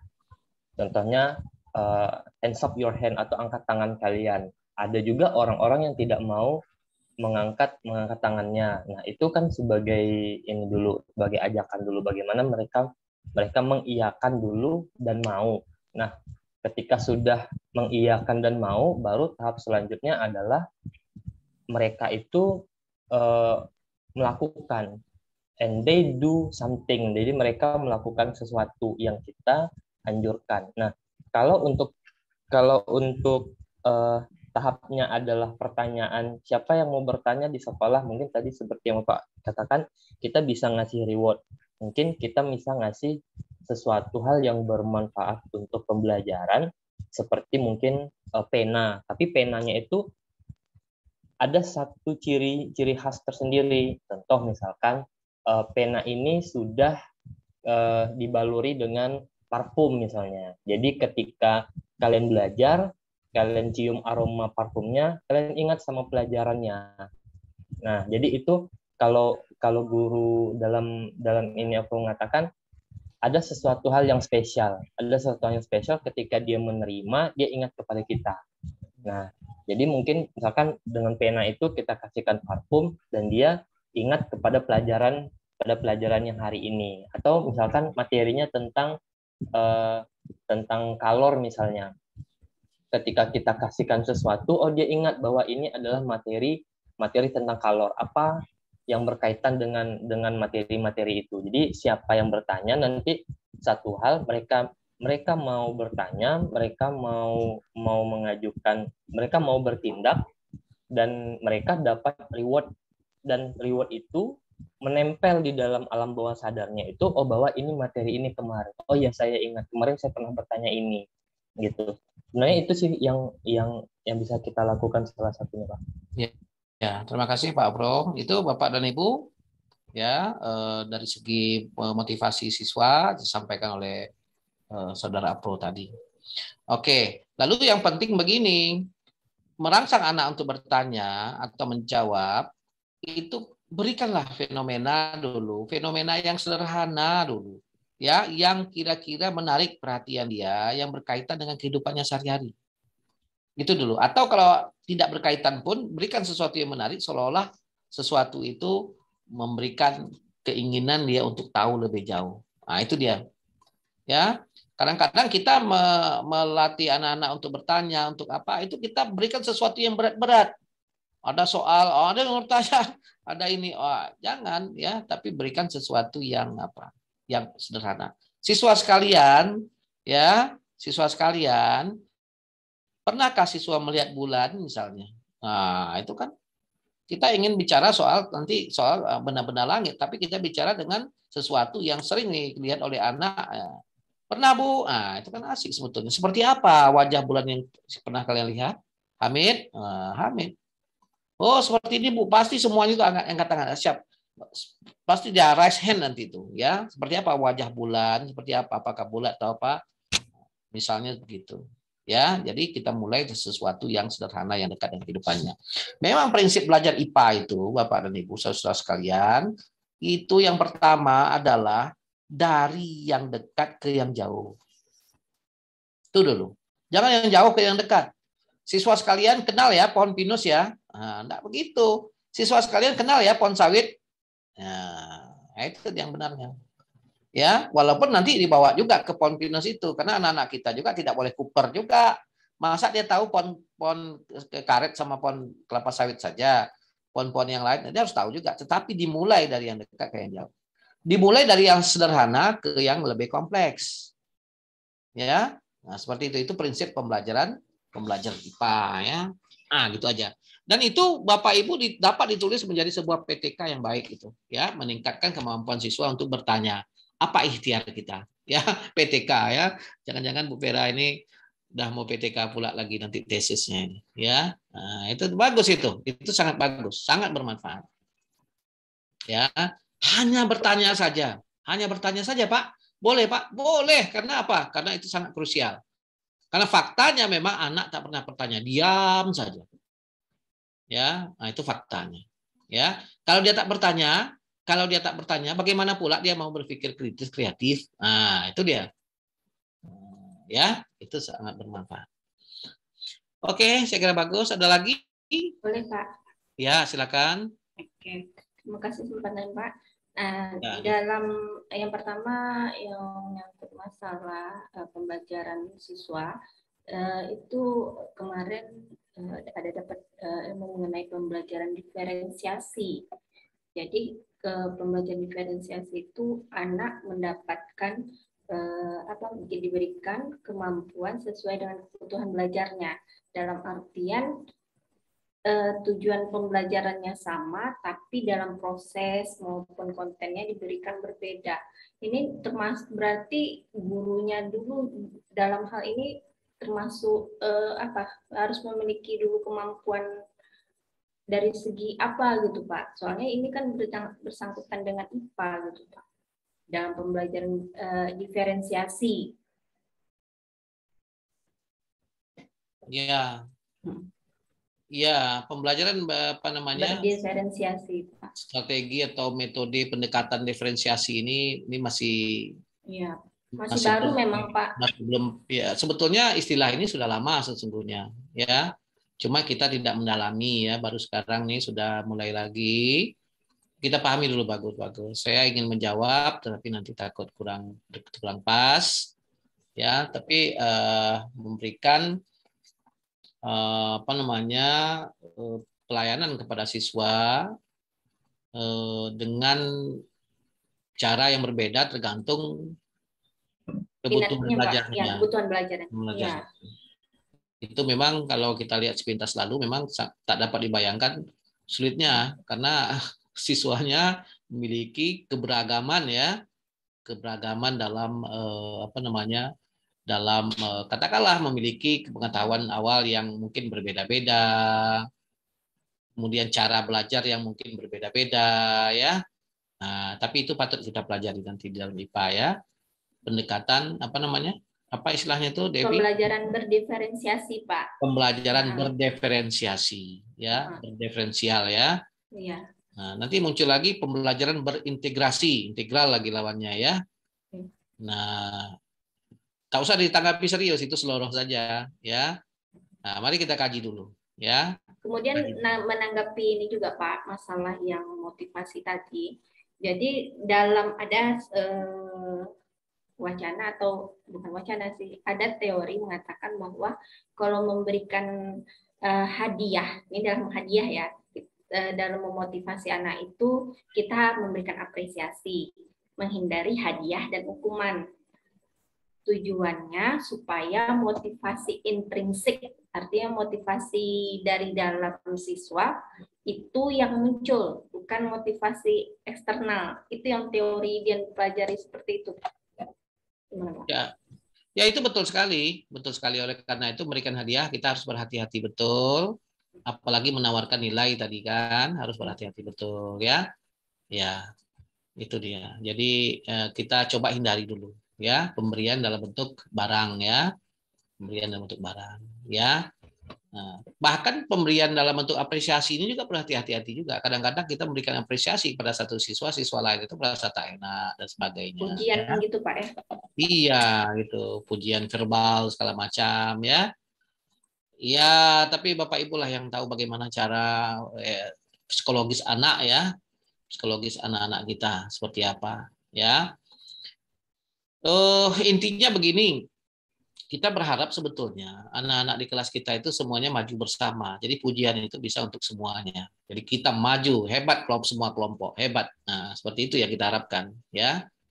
Jadi tidak kita memilah-milah ini hebat. Itu nanti kita kembali lagi ke zaman kolonial ya. Kita ini orang ini ranking 1, orang ini begini, orang ini begini ya. Seperti itu. Itu silakan ya kita kaji lebih baik lagi ya. Oke. Terima kasih Bu Devi telah mengingatkan. Oke, saya lanjutkan lagi ya. Nanti boleh kita bincang lagi. Sedikit lagi ya. Kita tak tahu jam berapa ini selesainya nih. Karena Bu Tika tadi ngasih tahu, jangan-jangan jam 8 malam. Gimana keputusannya di Bu Kaprodi, Pak? Oh iya, kita teruskan aja lah ya. Nah, iya, selesaikan aja lah, Pak. Karena ini kan tidak ada yang berasal dari Indonesia bagian timur ya. Kalau Indonesia bagian timur kan lebih cepat malam. Ini kan semuanya di Riau ya. Di Riau. Iya, Pak. Oke, kita lanjutkan nanti. Ini ada gambar ini nih. Ini gambar manusia purba nih. Ada 2 orang anak nih. Yang satu orang yang di bebannya capek dia ngangkat-ngangkat satu-satu lalu diikatnya lalu diangkatlah ke atas bukit ya. Yang satu lagi berusaha untuk membuat roda ini. Ini. Ya. Nah, jadi siapa yang kreatif, siapa yang kritis? Nah, ya. Sebetulnya kritis dan kreatif ini tidak boleh dilawan-lawankan, ini hebat, nggak bisa begitu sesungguhnya. Tapi nampaknya karena gambar sudah saya ambil, ya kita ikut aja lah permainan orang nih, ya. Kreatif versus kritis, ya. Nah, jadi kreatif itu intinya itu dia punya ide, ya ide yang berbeda, punya ide baru, Dan kreatif itu akan menghasilkan inovasi. Kalau kritis belum tahu. Kritis belum tahu menghasilkan satu ide baru, belum tahu. Ya, kritis itu biasanya dia menggunakan konsep-konsep yang ada dimaksimalkan dalam menyelesaikan persoalan. Tapi kreatif itu kaitannya dengan menghasilkan ide-ide baru. Ya, maka kalau begitu, yang kreatif yang mana ini? Yang di depan yang buat roda nih. Yang buat roda, karena dia akan menghasilkan sebuah produk teknologi. Daripada capek-capek kita buat roda, kita bikin gerobak misalnya, atau kalau dibikin bulat begini lebih enak mendorong, menggelindingkan. Nah, itu kan juga sudah inovatif. Ya, sudah inovasi yang dihasilkan. Jadi kreatif seperti itu. Ini critical thinking ini bagi yang ingin melakukan penelitian nanti, critical thinking itu ada 5 aspek ya, atau 5 indikatornya. Ya, ada inference, ada recognition, asumsi, kemudian ada deduksi, ada interpretasi, ada evaluasi argumen ya. Nah, ini secara teoritis. Jadi bisa digunakan ya aspek-aspek critical thinking secara teorinya. Ini. Kemudian bagi yang ingin meneliti creative thinking seperti apa? Kreatif, orang yang dikatakan kreatif itu setidaknya secara teoritis itu ada 4 gejala yang menunjukkan seseorang yang berpikir secara kreatif. Level pertama adalah fluensi, adalah fasih dia. Ya, konsep yang ditanyakan itu dia bisa jawab dengan baik, itu fasih. Flexibility, ini bukan falsibility tapi fleksibel. Jadi dia berpikir fleksibel. Fleksibel itu artinya kalau tak bisa begini, ini juga bisa. Kalau tak bisa begini, ini juga bisa. Jadi fleksibel. Kemudian novelty, berarti dia memiliki satu ide yang baru. Nah, itu novelty istilahnya. Kemudian ada elaborasi, dia bisa menjelaskan, merinci tentang temuan-temuannya dengan baik dan bisa mengkomunikasikan dengan orang. Ya, itu elaboration, ya seperti itu. Oke, saya lanjutkan lagi. Nah, ini pasar kerja global tadi, kemudian kemampuan abad 21 kita butuhkan untuk anak-anak kita bisa bekerja dalam dunia global.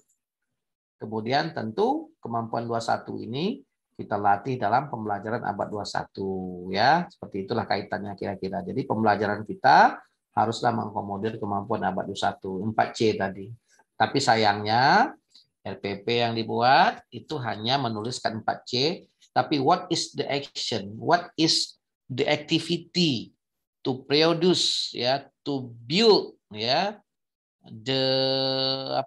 critical thinking atau 21st century skill ini, tapi tidak dibuatkan di situ dengan baik, hanya menulis-nuliskan saja. Itu nampaknya yang sedang terjadi sekarang. Mulai isu pendidikan sains kita. Nah, ini isu pendidikan sains kita. Coba perhatikan. Kita semua. Ini penting ini untuk mahasiswa S2 ya. Yang pertama tadi literasi sains ini masih rendah sekali. Ini dilihat dari hasil PISA. Hasil PISA tahun ke tahun ya. Per 3 tahun. Terakhir tahun 2018 masih tidak mengembirakan. Ya, literasi sains kita terutama untuk sekolah-sekolah di luar Jawa ya. Tapi kalau di Jogja, Jakarta itu sebetulnya sudah tinggi. Sudah di atas, setidaknya sudah berada pada rata-rata nasional, tetapi karena daerah kita begitu luas, masih ada disparitas, masih ada perbedaan yang signifikan terhadap kualitas pendidikan, ya. Nah, maka akhirnya secara rata-rata kita berada pada peringkat-peringkat yang jauh ke bawah. Kalau 70 negara yang ikut, maka kira-kira kita 60, ya, ranking 60, itu seterusnya. Ya. Kemudian high order thinking skill. Ini masih bermasalah bagi kita ini. Kita bicara hot. Betulkah hot pembelajaran kita? Betulkah soal yang kita buat sudah hot? Ini masih belum selesai ya, masih belum selesai. Ya, kita bilang hot padahal dia bukan hot, hanya mengingat saja. Ya. Nah, ini. Jadi hot ini Ya, bukan hanya di soalnya, tetapi di indikator pembelajarannya atau di tujuan pembelajarannya itu haruslah ya menggambarkan bahwa pembelajaran kita itu ingin membangun kemampuan HOTS dari siswa, ya. HOTS itu adalah ya taksonomi Bloom yang direvisi atau taksonomi Bloom yang belum direvisi, yang berada pada C4 ke atas, C4, C5, C6. Itulah yang pada umumnya kita katakan itu adalah kemampuan berpikir HOTS, ya.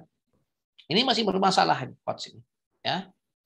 Kemudian keterampilan proses sains juga masih bermasalah. Kenapa dia bermasalah? Karena kita jarang kita ukur. Jarang kita ujikan di sekolah, jarang, ya. Jarang ditanyakan, jarang diujikan, ya, keterampilan proses sains, dan jarang didiskusikan. Kadang-kadang ada keterampilan proses sains itu ada, tapi benarkah itu keterampilan proses sains? Itu jarang diujikan. Kemudian 4C tadi, kemampuan abad 21. Kemudian ada lagi persoalan lain yang lebih penting lagi adalah apakah siswa-siswa kita ini adalah siswa yang peduli, siswa yang memiliki kesadaran. Nah, ini yang paling penting. Ya. Misalnya siswa kita kalau dia lewat di tempat sampah, itu apa reaksinya?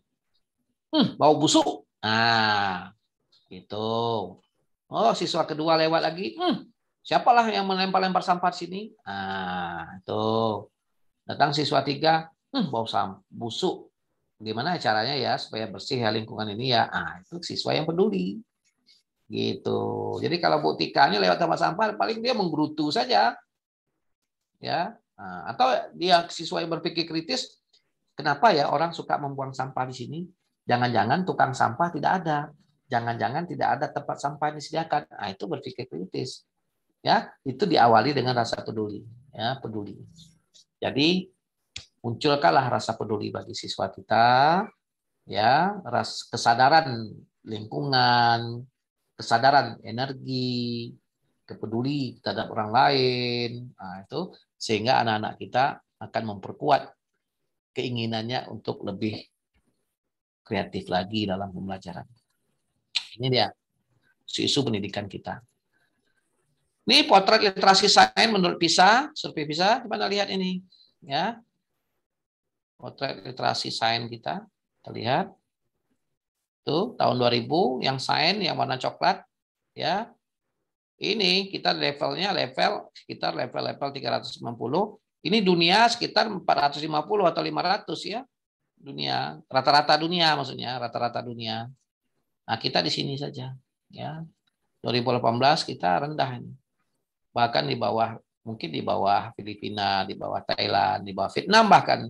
Vietnam itu baru merdeka, ya, belum lama merdeka, ya. Seperti itu. Jadi agak miris lah hasil PISA kita. Mengapa PISA jadi penting? Kadang-kadang dosen juga selalu mahasiswa menjadikan hasil PISA ini sebagai rasionalnya dalam penelitiannya, sebagai menjustifikasi bahwa pentingnya penelitian dia berdasarkan PISA ini. Kadang-kadang dosen itu, kenapa kok PISA ini? Kok PISA ini yang kita hebohkan? Kenapa PISA? Karena memang PISA ini satu-satunya, atau dua sebenarnya, yang memang survei internasional yang betul-betul diakui validitasnya. Ya, betul-betul diakui validitasnya. Jadi betul-betul valid. Jadi makanya dia dijadikan acuan. Bahkan kurikulum 2013 itu hasil PISA dan TIMSS itu menjadi acuan pengembangan kurikulum, sehingga muncullah kurikulum dengan pendekatan saintifik itu di kurikulum 2013. Gitu ya, mau tak mau harus ada standar ya yang kita ikuti. Nah, maka PISA. Maka program kita, pemerintah kita dalam meningkatkan skor PISA ini, maka mereka menginginkan ada program PISA 500 ya, PISA 500. Artinya apa? Artinya kita berusaha menggenjot nanti skor PISA anak kita ini sampai ke 500, usahanya begitu ya. Sehingga setidak-tidaknya berada pada rata-rata dunia. Nah, seperti itu. Tapi program itu karena pandemi nampaknya masih belum berjalan dengan efektif ya. Bahkan belum mulai mungkin ya. Nah, kita di PPII akan berusaha juga untuk mempelajari PISA ini dengan baik. Oke, soal HOTS juga ini masih bermasalah. Coba perhatikan. Seorang pasien mengalami gejala-gejala berikut, batuk berdahak, batuk mengeluarkan darah, berkeringat pada malam hari, berat badan menurun. Berdasarkan gejala tersebut dapat disimpulkan bahwa pasien ini berkemungkinan besar menderita penyakit apa nih? Leni, Bu Leni? TBC tak? TBC, sebagai penyakit TBC, ya. Ini ada data-datanya, data-data kualitatifnya batuk ini dan ini. Kira-kira menurut pendapat kita ini soal HOTS atau bukan? HOTS, ya. Ciri-cirinya? Ada pengantar wacana. Nah, ada wacana. Kemudian apalagi? Ada data kualitatifnya di sini. Ada kata-kata dapat disimpulkan ya, berarti menyimpulkan ya. Nah, jadi ini kategori HOTS. Setuju semua? Setuju? Setuju. Tapi saya tanya dulu. Dalam belajarnya kira-kira anak-anak kan ada belajar tuh kalau TBC itu gejalanya ini, tifus itu ada enggak pelajarannya? Ada di kelas 8. Kalau anak tidak belajar itu bisa tidak dia jawab ini? Hanya berdasarkan gejala ini, tapi dia tak tahu, tidak pernah tahu bahwa gejala ini berkaitan dengan TBC. Bisa tidak dia jawab? Bisa, Pak. Dia tak pernah tahu bahwa TBC itu punya gejala seperti ini. Bisa dia jawab? Belum tentu, Pak. Tidak bisa jawab dia. Ya. Mengapa dia bisa jawab? Karena kita sudah mengajarkannya bahwa TBC itu ciri-cirinya ini, nak. HIV itu ciri-cirinya begini. Kemudian diabetes itu ciri-cirinya ini. Baru belakangan kita uji dia tes formatif seperti ini soalnya, maka dia bisa jawab karena dia tahu bahwa TBC itu punya gejala yang seperti ini. Betul kan? Maka ini 100% bukan soal HOTS. Ya, kalau ada yang mengatakan soal HOT ini bolehlah kita diskusikan lagi. Ini bukan soal HOT, soal mengingat ini, nak, Bapak dan Ibu. Mengingat saja dia. Karena dia tahu kalau gejala seperti ini pasti TBC. Tak bisa apa nih? Artinya begini, anak-anak dia tak belajar sama sekali, tak pernah belajar sama sekali, lalu kita kasih soal ini. Bisakah dia menjawab benar ini TBC? Tidak tahu dia. Pasti karena dia sudah belajar, sudah ada pengalaman, sudah ada apa. Maka itu bukan HOT. Ya, jadi kalau HOTS itu adalah soalnya benar-benar baru dia. Walaupun konteksnya konteks pelajaran kita itu, tapi dia baru. Ya, kalau tidak dia mengulang saja. Mengingat berarti, ya, ingat ya. Itu banyak kajian kita. Jadi bisa kita diskusikan lebih banyak lagi. Sudahkah kita membuat soal HOTS? Benarkah soal kita HOTS dan sebagainya, ya. Jangan gara-gara ada kata kesimpulan lalu kita bilang HOTS. Kenapa? Karena kata kerja HOT itu salah satunya menyimpulkan. Ada tulisan kesimpulan di sini, maka itu HOT. Nah, itu namanya sangat mudah menjustifikasi HOTS, ya. Hanya kata-kata, gara-gara kata-kata menyimpulkan lalu kita katakan HOT. Tidak sebenarnya, ya. Tidak seperti itu. HOT itu adalah kemampuan berpikir, ya. Bukan simulasi, Pak, dari pertanyaan itu ditambahkan simulasi apa supaya dia bisa HOT, bisa kan, Pak? Ya, kita lihatlah contohnya. Yang penting dia menjawab soal ini bukan karena ingatannya. Dia menjawab soal ini karena analisisnya, ya. Nah, baru kita katakan dia HOTS, ya. Seperti itu. Ini nantilah kita kaji lagi. Ya, sambil jalan, ya, seperti itu. Jadi jangan mudah mengatakan HOTS, ya. Begitu. Oke, untuk sementara itu nanti kita diskusi lagi. Boleh ini jadikan wacana. Ya.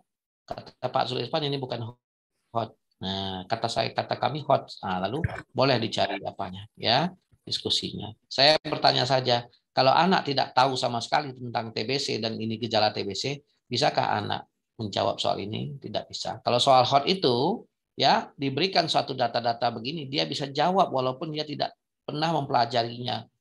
Tapi dia sudah memiliki kemampuan memproses informasi-informasi yang ada, lalu dia bisa menjawab, ya. Nah, itu, ya, tidak mudah juga membuat soal HOT. Oleh karena itu, soal HOT masih menjadi persoalan menurut saya, ya. Oke. Keterampilan proses sains. Proses sains. Nih dikasih soal nih. Benarkah ini soal keterampilan proses sains?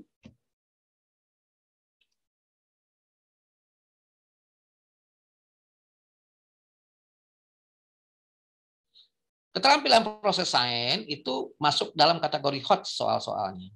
Ya, apakah ini soal keterampilan proses sains atau bukan? Apakah ingatan saja? Nah, ini soalnya apa?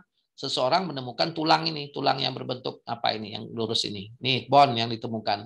Lalu pertanyaannya, ke kelompok mana dia dimasukkan? Ada yang perlu diingatnya di sini dalam pelajaran sebelumnya? Tidak. Tidak ada. Tapi siswa yang bisa menjawab ini berarti siswa yang memiliki keterampilan proses sains.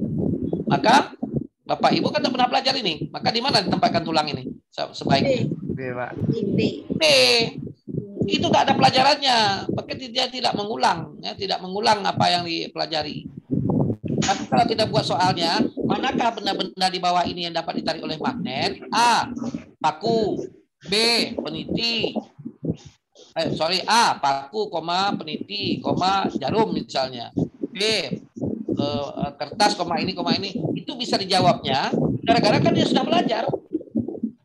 Sudah belajar tentang paku itu, bahwa paku ditarik, maka dia bisa jawab. Maka itu bukan keterampilan proses sains. Ya, nah itu dia. Tapi kalau yang ini, iya. Jadi maksudnya keterampilan proses sains itu apapun kasus yang diberikan dia bisa menyelesaikan. Ya, nah itu berarti otaknya sudah berproses. Nah itu dia ya. Secara sederhana nanti kita diskusikan lagi dalam kuliah ya, sampai mabuk-mabuk nanti Anda kuliah 2 semester ini. Ya, nah itu. Nah ini dia contoh di bawah ini. Nah nih sudah bocor pula tadi soal saya tadi, maunya ini dulu. Nah ini dulu. Benda di bawah ini berdasarkan sifat magnetnya dapat dimasukkan ke dalam kelompok mana? Nih jarum ini. Paku ini. Siapa teman-temannya? Tuh kita kasih gambar paperclip peniti. Berarti kan dia masuk ke kelompok A ya. Tapi samakah soal nomor 2 dengan soal nomor 1? Tidak sama. Soal nomor 1 itu tak dipelajari oleh anak. Ya, anak hanya belajar keterampilan proses melalui materinya, lalu dia diukur oleh soal yang seperti ini. Soal nomor 2 ini kita pelajari, nak. Ayo nak, benda-benda apa saja yang termasuk benda magnetik dan bukan magnetik, betul enggak? Ayo kita uji. Paku ditarik, oh benda magnetik. Halo lagi. Paperclip, oh benda magnetik, klip ya itu segala macam diuji. Oh kertas tidak, itu diuji dalam eksperimen di dalam pembelajarannya. Setidaknya melalui ceramah Anda sampaikan juga apa-apa termasuk. Lalu kita uji di tes formatif dengan soal nomor 2 ini. Maka kita katakan bahwa dia termasuk keterampilan proses sains, maka itu salah besar, ya. Salah besar. Ya.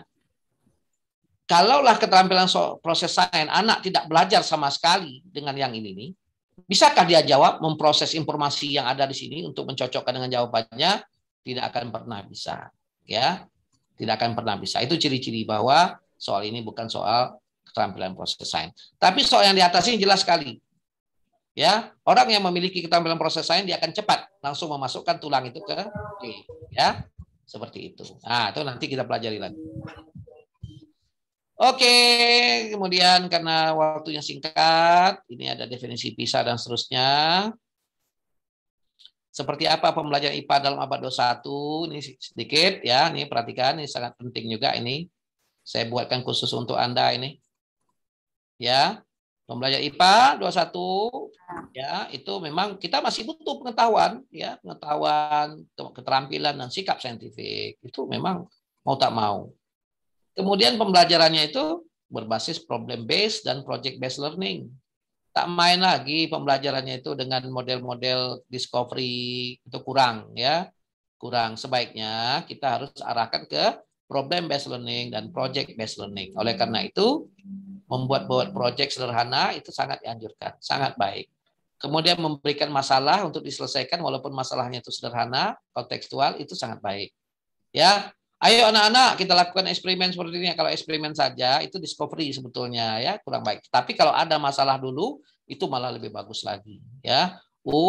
Untuk menyelesaikan masalah ini mari kita temukan konsep melalui eksperimen. Itu bagus sekali. Nanti baru masalah itu bisa dijawab. Itu bagus sekali. Lalu untuk membuktikan anak memahami konsep dengan baik dia buat proyeknya. Itu bagus sekali ya. Itu yang diharapkan. Kemudian apa ini? Kemudian pembelajaran kita sebaiknya menggunakan pendekatan yang multidisiplin. Multidisiplin itu banyak disiplin ilmu yang kita gabung. Ya, apa contohnya? Pembelajaran dengan pendekatan multidisiplin yang ada banyak ilmu yang digabung-gabung. Ini mahasiswa lama, kita sudah singgung. Mahasiswa lama, ayo. Apa contoh pendekatan yang kita gabung-gabung antara beberapa multidisiplin? STEM, pendekatan STEM. Kita mengintegrasikan sains, teknologi, engineering, dan matematik ya dalam pembelajaran. Ada lagi selain itu? Kemarin dengan Bu Ulan? Set, sains, environment, sains digabung, diintegrasikan dengan environment atau lingkungan, kemudian teknologi dan society. Macam-macam. Ada sains spiritual juga, sains spiritual. Jadi sains dengan agama dan seterusnya. Jadi pembelajaran ke depan itu biasa pada umumnya nanti akan banyak dia mengintegrasikan disiplin-disiplin ilmu. Kenapa? Karena IPA tidak bisa berdiri dengan sendirinya. IPA harus ada sokongan dari disiplin ilmu yang lain. Ya, nah itu dia. Kemudian apa lagi? Pembelajaran ke depan ini Bapak Ibu harus menguasai teknologi informasi. Ya, atau pendekatannya kita namakan dengan TPACK, TPEC. Kalian tahu nih apa singkatan dari TPEC ini? Maaf Pak, slide-nya masih di stop. Hah? Slide-nya nggak berjalan.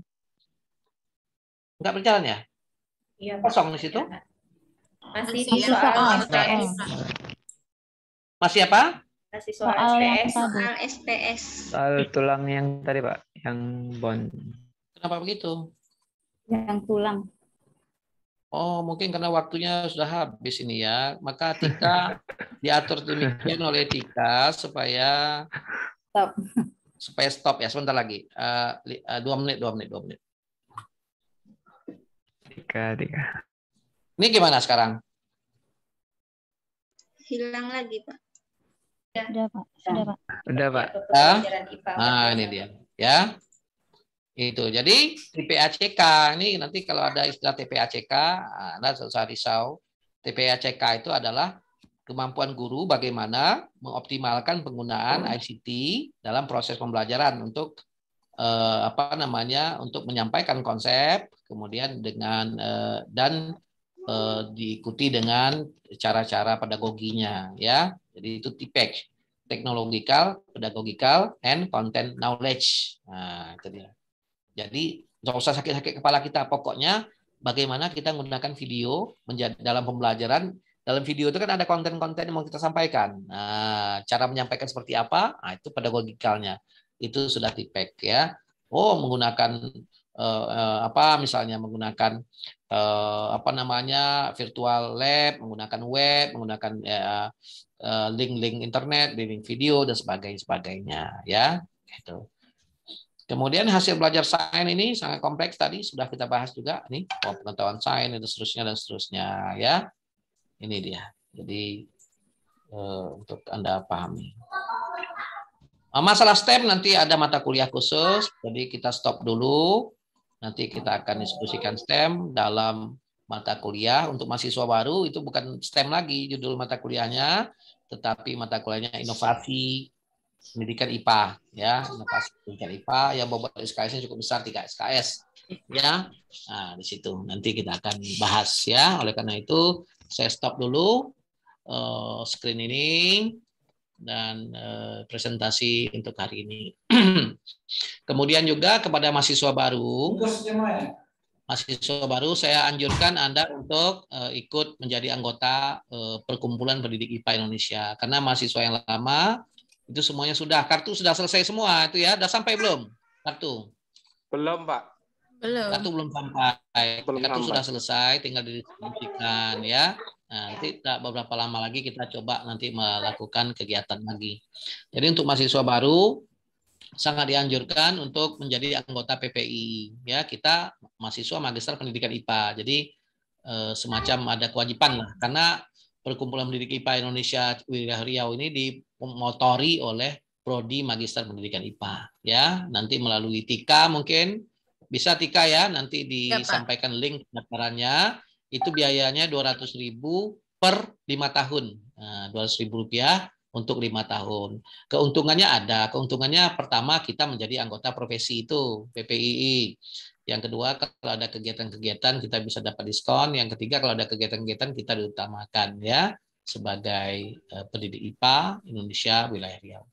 Saya kira itu saja Bu Tika dan mahasiswa. Sekali lagi selamat mengikuti proses perkuliahan di Magister Pendidikan IPA. Semoga Anda sukses meningkatkan mutu diri dan mutu pendidikan IPA ya, terutama mutu pendidikan IPA di Riau ya dan Indonesia secara umum. Terima kasih Bu Yenita atas kepercayaannya. Terima kasih pada semua. Wassalamualaikum warahmatullahi wabarakatuh. Waalaikumsalam warahmatullahi wabarakatuh. Waalaikumsalam warahmatullahi wabarakatuh. Terima kasih kepada Bapak Dr. Zul Irfan MSI atas banyak sekali pembelajaran yang kami dapatkan pada hari ini. Semoga bermanfaat bagi kami semua. Semoga semua mahasiswa di sini sehat dan semangat untuk mengikuti perkuliahan di hari berikutnya. Karena waktu sudah mendekati waktu maghrib, saya mau mengingatkan kepada Bapak Ibu yang belum isi absen, segera isi absen. Kemudian saya tutup acara kita pada sore hari ini. Pak Afro nanti Tika WA Pak Afro aja. Jika ada WA Pak Afro. Oke, baik. Saya mohon maaf atas banyaknya kesalahan dan kekurangan. Semangat semuanya. Terima kasih. Assalamualaikum warahmatullahi wabarakatuh. Waalaikumsalam. Terima kasih Bu Yen. Terima kasih Bapak. Makasih semuanya. Makasih Bu Yen, makasih Pak. Makasih. Semangat ya kuliahnya besok. 7.30. Ya Bu. Ya Bu. Ya Bu. Ya, Bu. Makasih senior. Isi absen ya Pak. Nah, ini itu Bu Rika itu harus harus baik-baik dengan Bu Rika tuh senior tuh. Ini yang baru ini kan saya hitung-hitung baru 8 orang nih. 9 ya Pak. Coba raise tangan coba. Siapa yang baru-baru? 9 udah.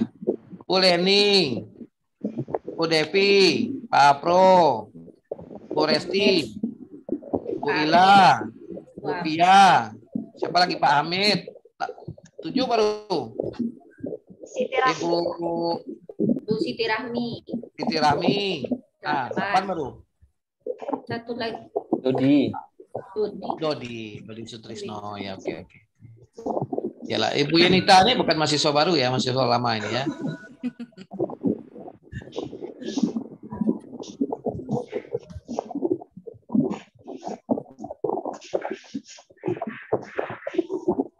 Ada izin lab ya Bapak Ibu. Ya, silakan Bapak Ibu boleh meninggalkan ruangannya. Tunggu saya mau